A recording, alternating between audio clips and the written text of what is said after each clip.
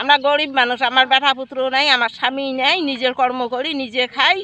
এখন কামলা নিবের গেলে 1 কুড়ি পাঠা ধুবের গেলে 60 টাকা দেওয়া খায়, তা নিজে বাজে যে কটা ধুবের পাই ওই কটা ধুয়ে নেই। হ্যাঁ, পাঠা ধুয়ে সোলা নেবো, আমার কড়াই ইয়ে নাই, কাইন করি যে 1 কুড়ি পাঠা ধুবের গেলে 70 টাকা দেওয়া খায়।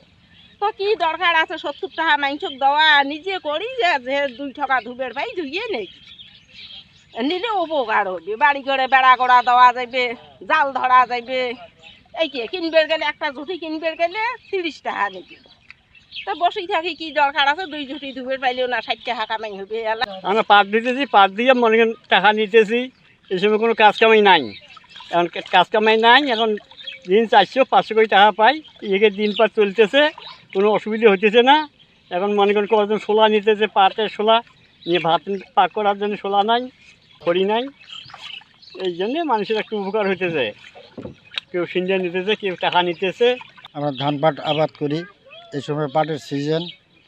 পাট মোটামুটি ফলন ভালো হয়েছে, তবে ব্যয়টা অনেক বেশি। কৃষকের পক্ষে এত ব্যয় বহন করা একটু কষ্টসাধ্য হয়ে যায়।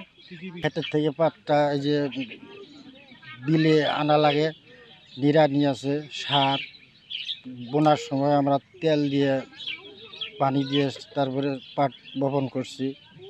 এখন মজুরিটা একটু বেশি পড়ে গেছে, সেই কারণে ব্যয়টা একটু বেশি হয়েছে।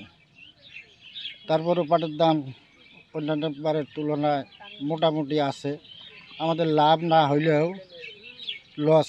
তারপরে এইটুকু ডুবার পরে এখন আরও কিছু খরচ যাব, আর ধোয়ার সময় আর সময় খরচ যাব।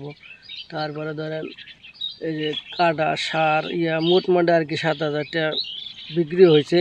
এখন যদি কৃষকের পাটের দাম বিক্রি ভালো পায়, যদি সরকার পাটের দাম একটু দেয়, তাহলে কৃষক উপকৃত হবো।